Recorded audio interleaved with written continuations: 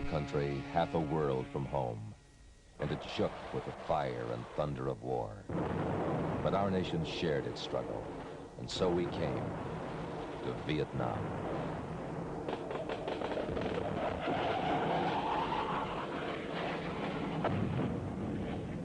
Here, in the sounds of the country and its people, in the sounds of battle and danger and fear and courage, here is Vietnam, as lived by the American fighting man. For every man, the war begins on a different day. For some, when a jet transport touches down at Tan Son Nhut or Da Nang.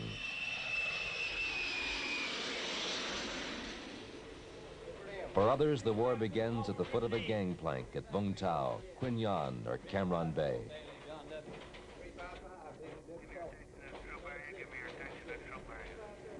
All those men assigned to compartment C4 report to your compartment. It's all those men assigned to compartment C4 report to your compartment. So this is Vietnam. First impressions, disarming. Those green, peaceful hills, quaint, inviting villages, a small, gentle-appearing people. Rice paddies? Looks like a nice place to soak your feet. Hey, Sarge, you say there's a war on here? Wait one, trooper. Wait one. Lock, one magazine, load. You are the best trained fighting man our country has ever sent to war. But this is a new kind of war, and your enemy is resourceful, brave, and cunning. You train some more, and every man listens up, because the next time is for real. Searching for the enemy. Move out. Want to see a lot of drive, want to see a lot of guts. You men are going to war. Carry the weapon at the ready, and you crouch. Don't look left and right. Alert, Look straight forward alive. to the enemy. Slide left Don't 3, slide look left in the 4. trail. Don't look in the open space. Observers, sound off like you got out there. Get out. Shoot him, okay, shoot him. Watch your mistake. You can't see anything. What do you do? You pull your weapon back and roll over. Get around the other side of the arch. Right? There you go. You pull out. There you go. Now you're cooking with the made to do. All right, number 3, get up, move out. Get up, move out. Jolly's in the area. You got to be careful. You can't walk out there like get up, move out. Move. You've got to move across that open ground. Right. Movement. Leaps and bounds. 4 on your feet, move to your left. Left, 4, left. Hit it, 4, 3 on your feet, move out. Left, up by the bunker over here, 4. Keep off your face, 4. If you don't maintain that base of fire, now bring us up and down. Down, 5. 3 and 4, lock your weapons. Way down. 3 and 4, lock your weapons, move out. 3, move out now. Way down, bring that weapon down, son. Hit it. Lay down up there.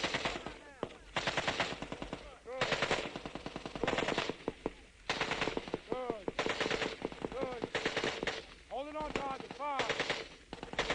You gotta think in Vietnam.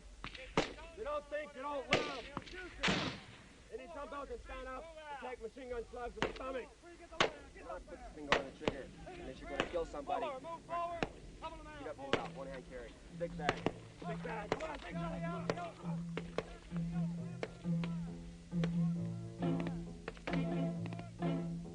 Alert, alive. Alert, alive.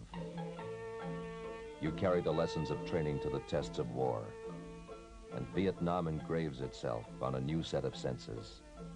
Rice paddy, no cover, trail, punji stakes, farmer, Viet Cong, elephant grass, ambush, shadows, movement, hair trigger eyes. What's that on the trail? What moved there? That shadow of the tree line. What's that little boy carrying in his hand? And ears you never knew you had, tuned to Charlie's War, to the sounds of a jungle night in Vietnam as you lay in ambush, listening.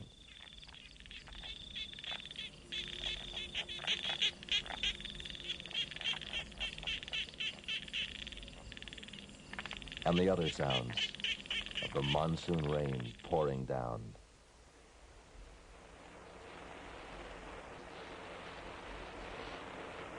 Or the night-long drizzle drumming on your poncho.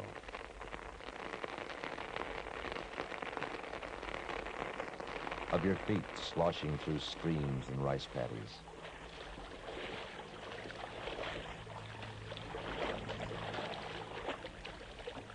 Little sounds of war, of a wounded baby crying,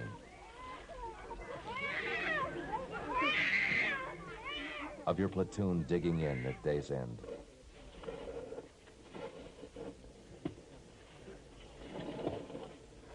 Of your own artillery at night.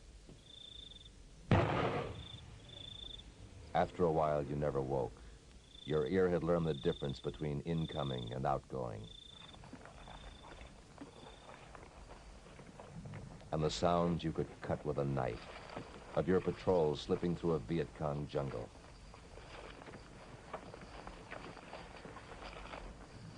The area we're going through now is honeycombed with fighting holes, trenches, all very well concealed.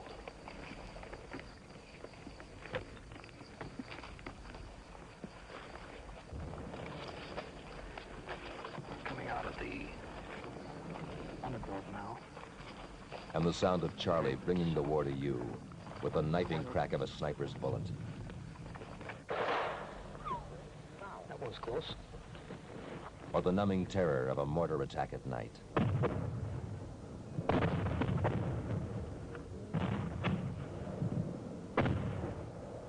The night and reality explodes all around you. Men jarred from sleep struggle to their fighting holes. Why didn't I dig it deeper?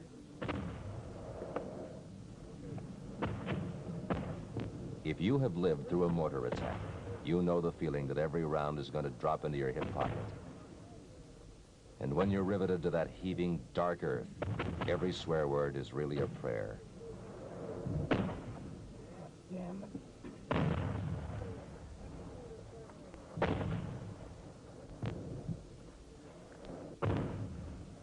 Corpsman to 81. Corpsman to 81. We're taking casualties. There, the flash of enemy mortars from that hilltop. Artillery, call for Artie. In the next foxhole, you can hear the lieutenant already on the phones.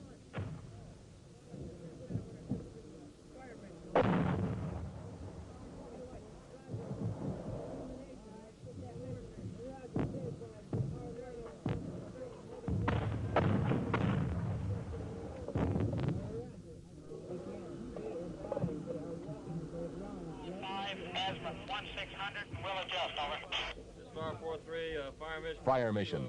An artillery battery miles away. Here's our call. Victor Charlie location. We'll adjust weight. Range 8240. Gun crews race against time. Move, move. Our men are in trouble out there. 461. Ready.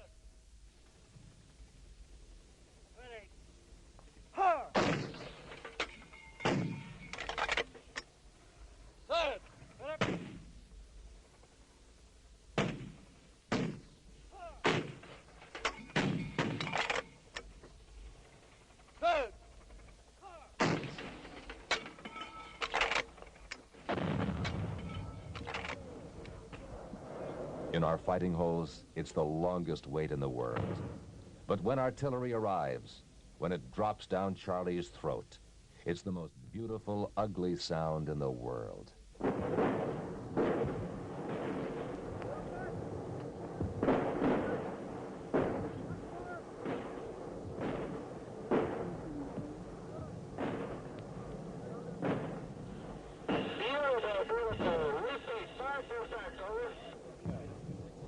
On target. Charlie's mortars are stilled. We dig deeper into our holes. We'll sleep there. We collect our casualties. We have 4 wounded, but it's over. And the war is shorter by one more dirty, sleepless, fear-filled night of Vietnam.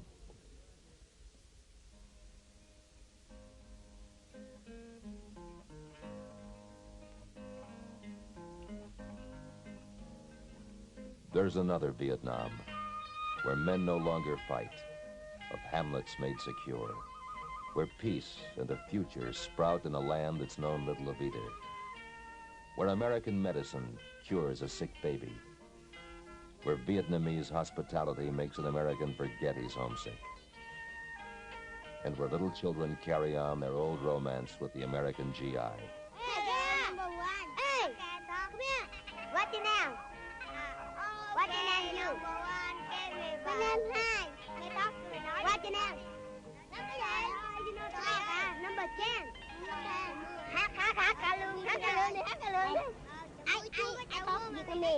Okay.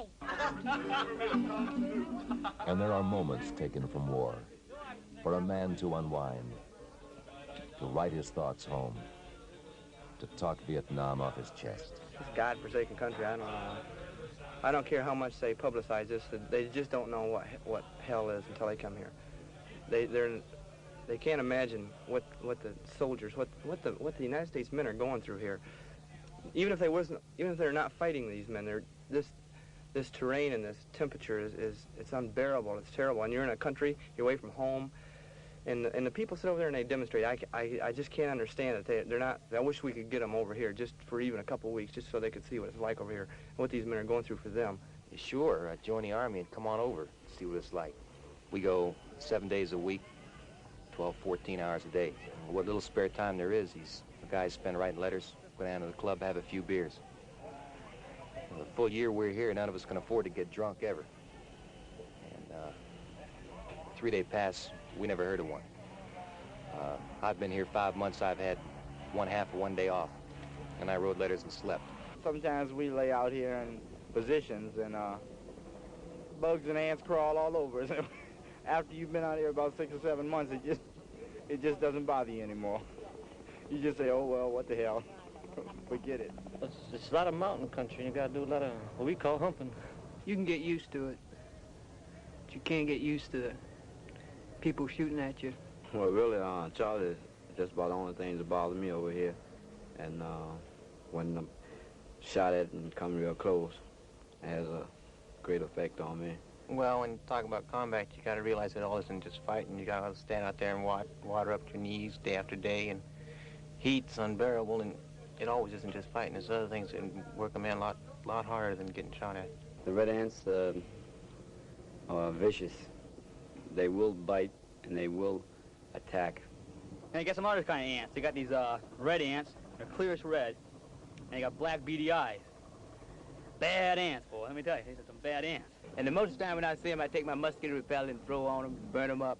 And then come night, I'm in trouble again. I don't have no mosquito repellent for the mosquitoes. So you have to be careful whatever you do over here. It just bothers me a lot. You'd be walking along not only in the water, but to the rice paddies or anywhere. You think you got a leech on your leg and you're afraid to look and stop. You do got a leech on your leg. They got black ants here that, scarf up on food. They open sea rations for you. You know, they say about these 2 seasons they have over here, hot and dry and hot and wet. And the hot and wet, you stay muddy and dirty. They got all kinds of snakes and bugs over here. You got the bushmaster and a cobra, bamboo viper and the banana viper and you name it, they got it. Well, yes, I was laying in the CP one day with my shirt unbuttoned and one crawled up on my stomach and jumped off to the side, but I didn't really get a good look. By the time he was going one way and I was going the other, we was both too fast to recognize each other. These little small ants that you don't see during the day, they don't even bother you, see? And you lay down at night, you roll your poncho out, you lay down on it, and you devour it right there. You can hang it up. That's about the only kind of ants I can think of right now. Well, these punji sticks, they're a pain sometimes. I tell you, I've been in this platoon for 3 months, but I think it's just about anything that happens outside of a person getting shot or anything, that this platoon would laugh about it. I mean, as one of my sergeants told me, I think this platoon could go through hell and come out laughing about it. Well, I'm from Georgia, and I'm just laying down on the river at this time of year, fishing. Miss my wife and sleep. Well, my family mostly, just through friends. Cold water. You just can't get it around here. No, other than ice, probably, I don't know, just normal conveniences that seem like you take for granted all the time when you're at home. Cold milk and ice cream. Good food. I don't know, there's just nothing like an American girl. Mostly I think you think about home, what you're going to do when you get there, and just pass time away, think of the different things you used to do, just hoping for the time when you get to go back? I guess I'm counting the days when I go home. Oh, I check them off. I got 1,800 to go, but I'm still counting. About the first thing I'm going to do is get right down and kiss the American soil. Well, my first thing I want to do is get me a real hot bath, get in the tub and soak for about 3 hours, get some of this crud off me that's been on for the last 9 months or so. I never realized what home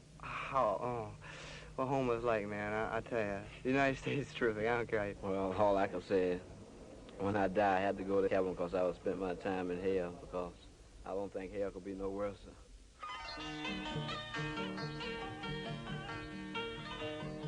And then there is Saigon, fevered capital of a country at war, oasis for the American fighting man. In every rice paddy of Vietnam, her name is a promise of life.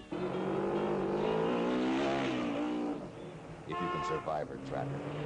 For Saigon streets are the noisiest, riskiest no man's land in Vietnam. Cyclos, scooters, trucks, bicycles, jeeps, water buffalo, you name it, Saigon rides it.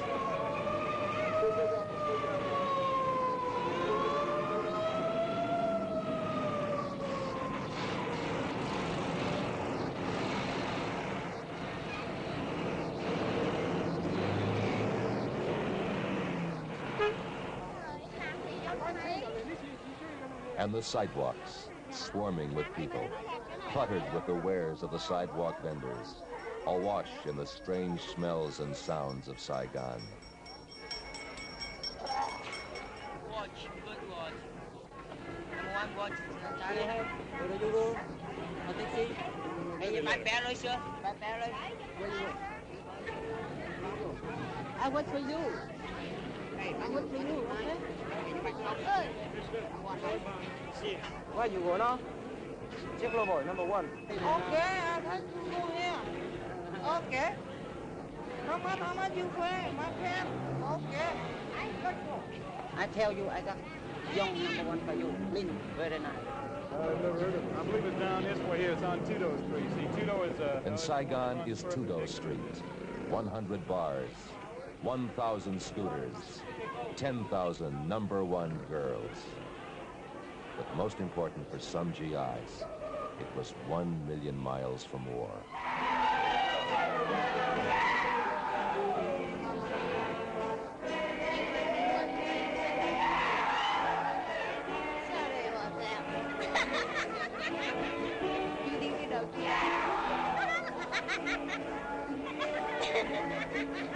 Sorry about that.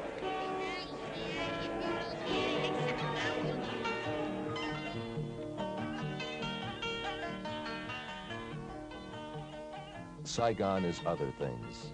Gift buying on Loloy Avenue. A fine meal with the strangeness of a waiter and a napkin. Short, fleeting days in rented cities.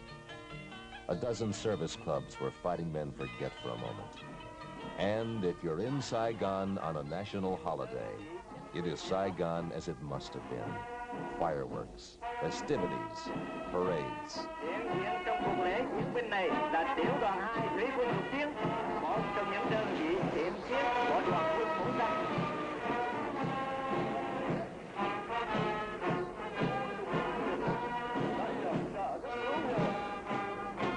Trong chiến thắng, một câu sợ lớn, một lên công.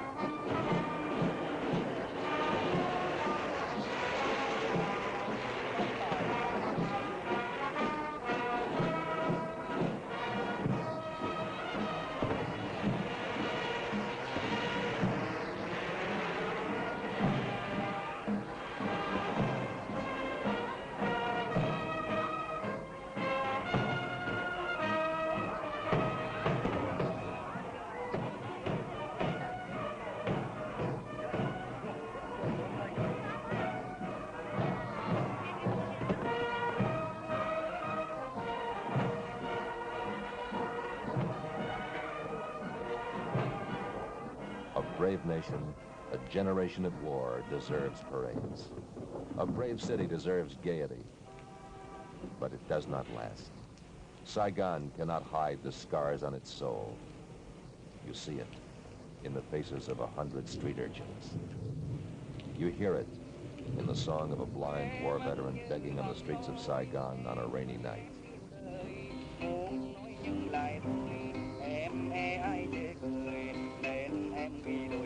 His song speaks for the city of war.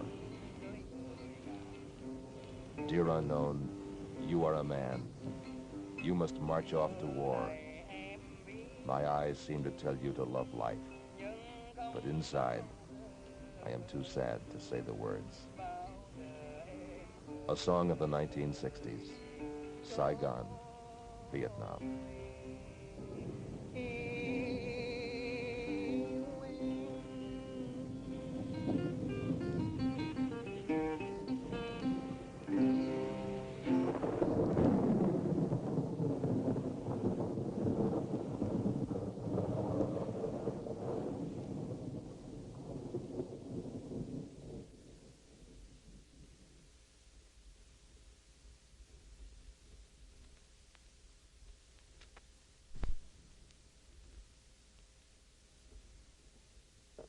Good morning, Vietnam.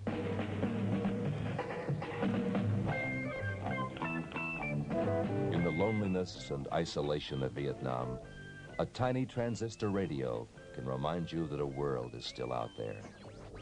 And what a world it is.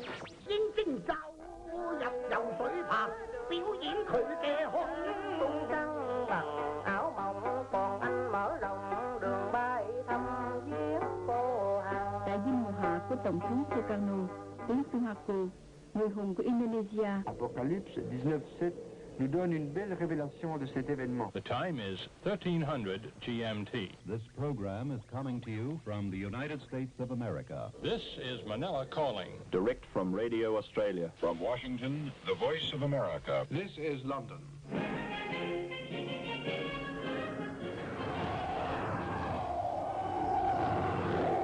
Or the sounds from the enemy's camp, of Radio Peking and the ranting shouts of 1 million Chinese demonstrating against you.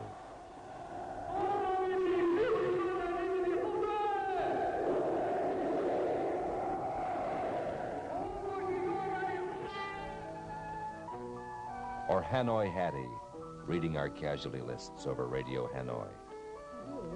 We'll bring you the list of more Americans killed in Johnson War in South Vietnam over recent times. Corporal Barry W. Duff, Baltimore, Maryland. Under the glorious banner of the South Vietnam National Front for Liberation, and with their hearts burning with deep hatred for the U.S. aggressor gangsters and the traitorous lackeys, they will continue to take the offensive with consummate daring and fight most valiantly, dealing 100 times or 1,000 times heavier blows at the enemy. Vietnam will win. U.S. imperialism will lose. People of the whole world unite. Down with U.S. imperialism. Long live the militant friendship between the Chinese and Vietnamese peoples. Long live Chairman Mao Zedong. Long live President Ho Chi Minh.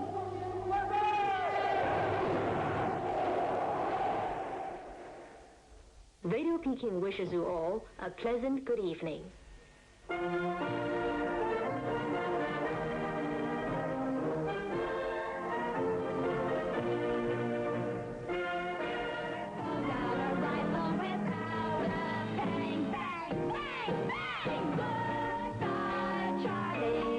And then there's the reassuring sound of home away from home.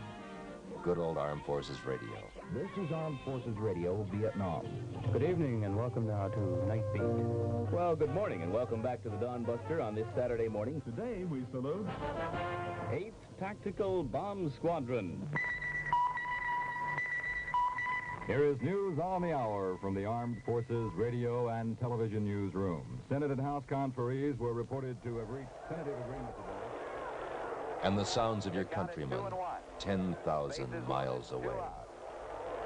The 2-1 delivery, swung on a bouncing ball near second base. Knopf has it, shovels to Fregosi, inside to the force on Killebrew. And that does it for the Twin Threat. Life as usual sounds so strange here. Do they know? Can they? Bong San, play me.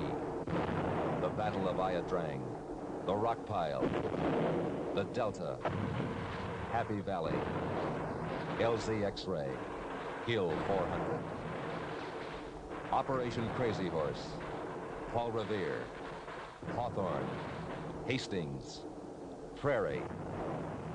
Names, big names for 1,000,000 small acts of heroism, for 1,000 yesterdays of American courage.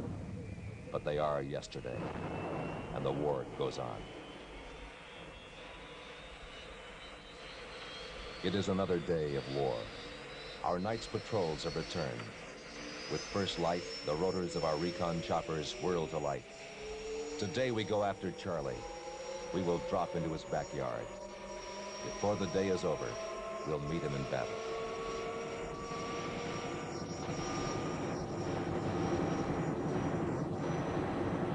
Assault plans have been drawn, orders issued. Now, armed clusters of fighting men crowd the helipads, waiting to board their lift choppers. Officers brief their men for the last time. Our intelligence indicates that there's probably a battalion, or a unit of battalion strength in the area there. Send Echo Company in company strength up on the high ground, see what they can stir up. Foxtrot and hotel companies will continue with platoon-sized operations. That police through the area where the heaviest contact was made yesterday. To clear out any possible VC that are in there. We've been making entries into the area here, and at our level, from our standpoint, I can only tell you one thing for sure, and that is that there are a lot of people out there who are not friendly to us. And at air bases throughout Vietnam, Air Force and Marine pilots prepare for close ground support strikes. For Demon 5-1, mission number 72472, you have a direct air support mission in the 3 Corps. Your GCI will be Paris. Your fax, sign binder, your ID card, your shot record, your dementia card, and dog tag. Bingo in the target area will be 5,300 pounds. If anybody sees any ground fire, call that out so the rest of us will be aware of it. We may want to change our tactics dependent upon the ground fire. 910, Roger, wind 1203, 10, occasion Augusta 18, clear for immediate takeoff. Tower 697, we're ready for immediate rolling takeoff.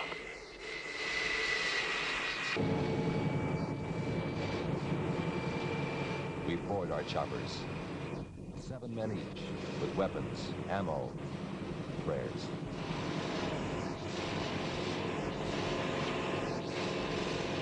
The first assault wave lifts off.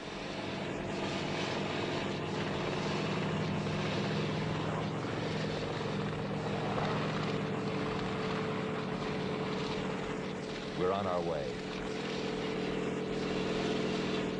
Miles forward, our artillery pounds the landing zone. Charlie's there, waiting. We've got his undivided attention.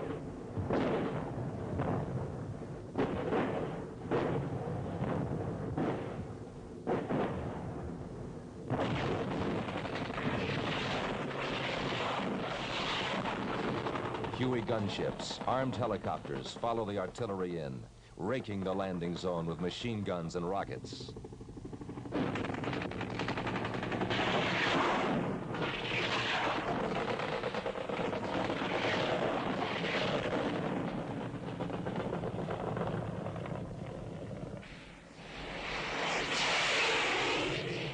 From Chu Lai, Benoit, Da Nang, Phan Rang, Ton Son Nhut, or a dozen other airfields, our air support roars aloft. They'll be on call if the going gets rough.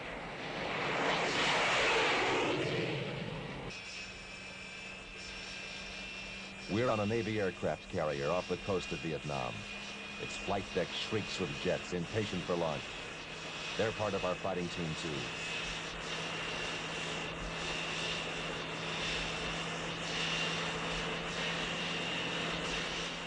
The launch command is given.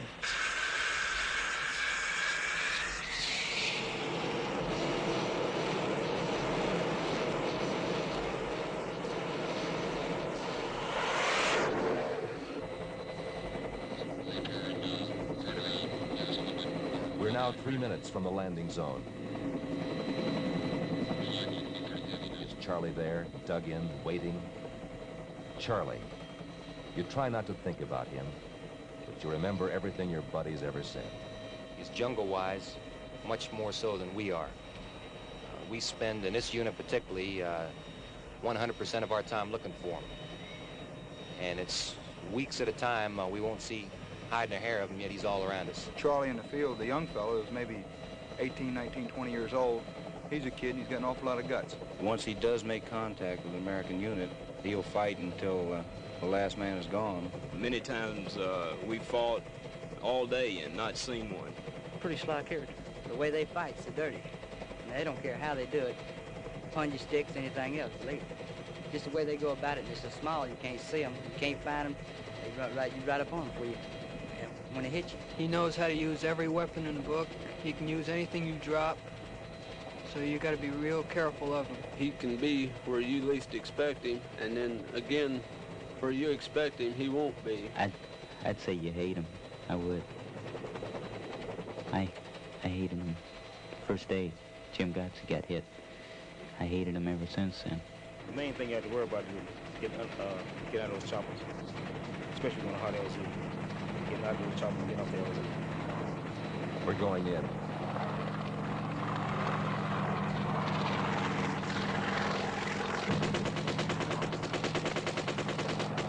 Our chopper's gunner opens up on the tree line.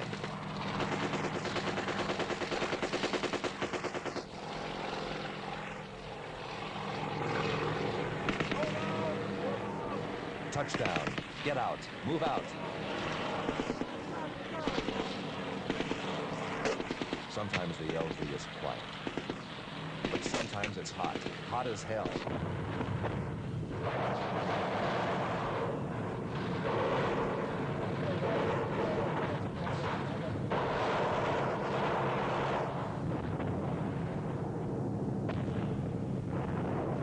These are voices and thoughts from battle. These men know what hell is like. It was just like one great big nightmare, but then it's reality. Men weren't just hit once, they were hit multiple times. Both arms, both legs, stomach, chest, head. The men were still saying, 3 or 4 holes in them, Doc, I'm all right, just give me my rifle. I'll be okay. Let me hold them off.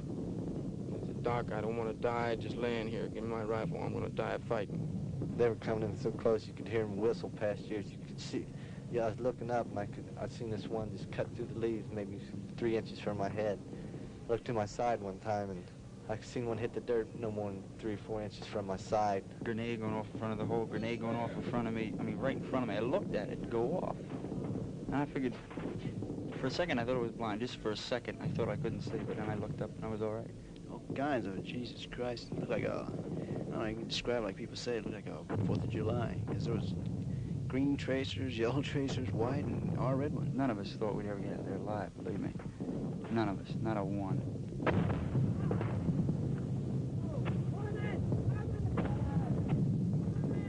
Rifle fire, machine gun fire, grenades, moans, groans, gooks howling all over the place. At first, I got scared. And then just wanted to kill. I can't explain it in words. Your blood gets hot. You want to shoot them, but you can't shoot enough of them. Definitely, I was scared. That's true right there. Anybody that goes out there and stuff like that says he's crazy. It's not that you're not scared to death, but you don't want to die. But, so you just fight as hard as you can. And you're fighting so hard, you're concentrating on fighting so hard that you don't even think about death. You couldn't feel nothing. Lay down on sticks, thorns, normally hurt to beat the band. They weren't there no more. Just trying to get down as close to that ground as you could. I think you think about 20,000 times faster than usual. I don't know. The guy was. To tell you the truth, though, first night, I had to pray a lot. It was the first time that I've really seen any action like that. And I was really scared. These gooks running down there, in a way it changes. You look at them, they don't even look like humans anymore. To me, I didn't have no sorry feelings about them at all, knowing that they might get you the next minute. The napalm was landing so close, if I'd had a couple of eggs, I could have fried them. sky jockeys really deserve a job well done.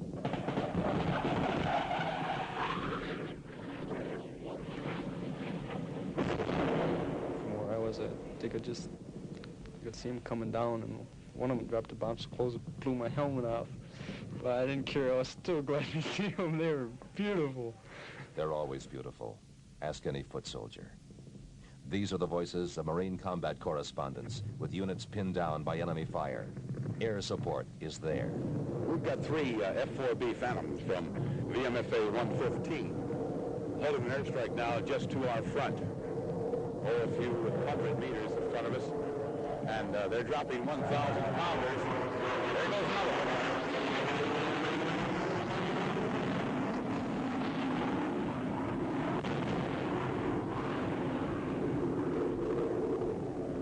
That's what a 1,000 pounder sounds like, hitting just a few hundred meters to our front. I'm going to put one a little at 6 o'clock from the last unit in between there, up a little toward the ridge line, okay?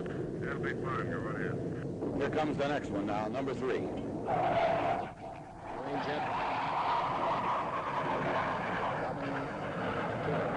Floating on the hilltop. Flame. You heard the concussion. About 400 meters from where we're at right now.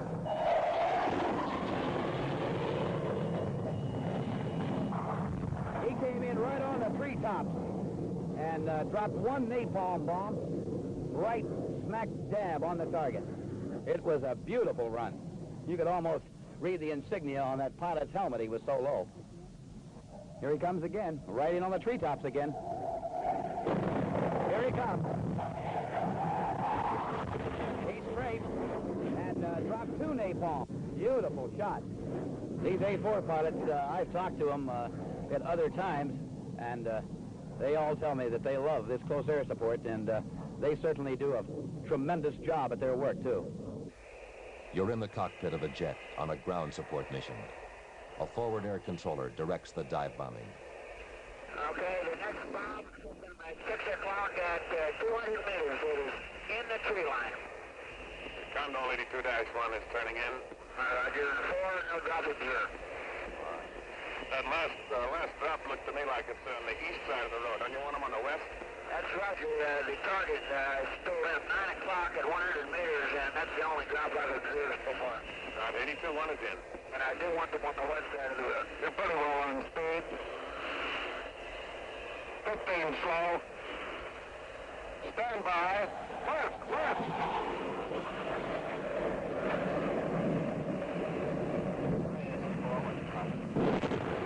Speed's off, right.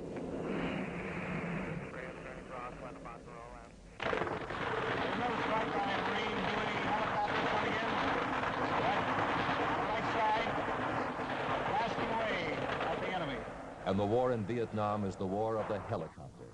It puts you in, it supplies you, it takes you out. We're with an American unit surrounded on a hilltop, blasting a landing zone for choppers while it fights for its life. Gunnery Sergeant Carl Hillstrom is there. Point is the fact that they're on all sides of us right now. To our left, to our right, to our front. Get working on a hill.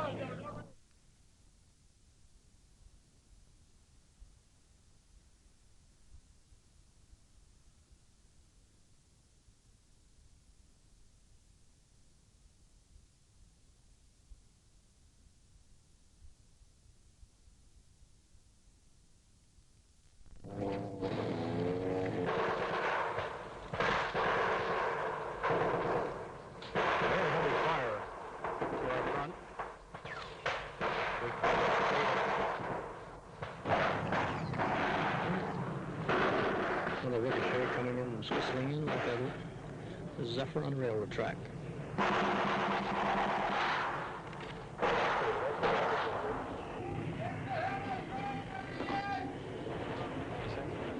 hell is on ready yet.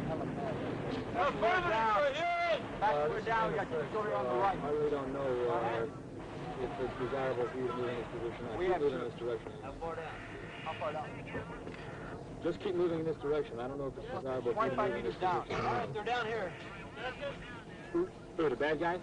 Hey, Don, you have people here, right? We're trying to evacuate our wounded. We must get a medevac chopper down. But each time one tries to come in, Viet Cong gunners open up and drive it off. Looks like the H-34, the Marine H-34 is coming in. Heavy fire, Sarge. Well up again, the Huey coming in. The chopper tries again, its crew risking their lives.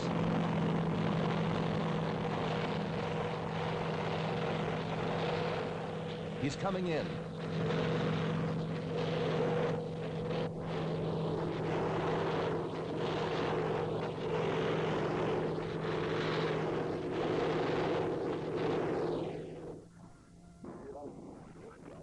Our wounded are moved aboard.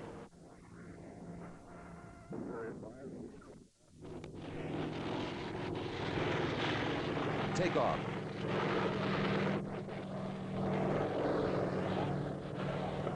They make it. Mission accomplished. Again. Another day of fighting ends. It is the day which ends, never the fighting. The last aircraft of the day's missions returns to its carrier.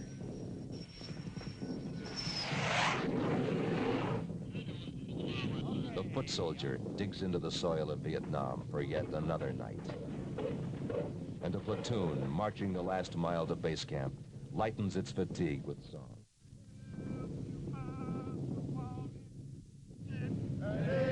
Americans, you ask how these men of yours endure, how they are winning this impossible war, how they fight on, and why.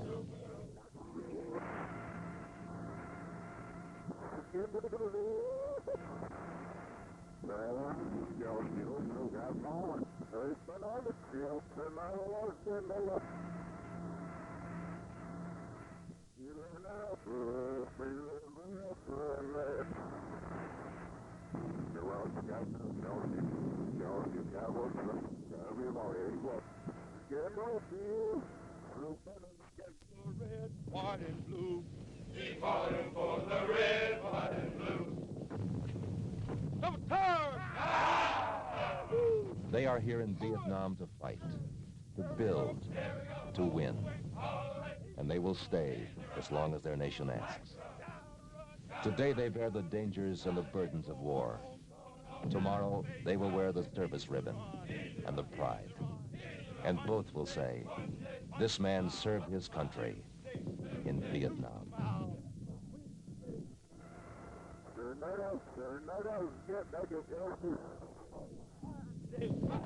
5 miles, 6 days, easy run, all the way, easy run, Recording made of air traffic in the area of Thud Ridge to the west of Hanoi involving an F-105 flight, a Detroit flight, and one of Detroit's aircraft, they think the pilot became hypoxic. He never made it home, and we can't, they never did quite figure out what happened to him, but apparently was shot down or otherwise crashed. At any rate, here's the tape. We got snakes under us. Detroit, we got snakes under us. Come on back around. Come on back around. Sarge, I got him. Okay, Sarge. And fire and heavy. I got snakes all around this place. Come on up here. Come on back. Let's go, Detroit. Out of there. Look at the meat. Go on, you little bastard. Let's fight. Okay, Detroit, there's a mate going, turning south here. Got a bug behind 11 o'clock, where got him. Okay, it's an unfriendly. I do bunching of that. I got one on my tail. Hey, they're building a new airfield out here. Okay, check. Give me a little bit of Detroit 3, please. Brian, do you have a tally on me? Roger, your long left turn now across the river. Georgia boat's in the black. I had one on my hand for a minute. Bear 2 lead, I've lost you. I'm going at the right side. This is 2. Okay. Okay, Texas, let's light them up. Okay, Texas, let's light them up.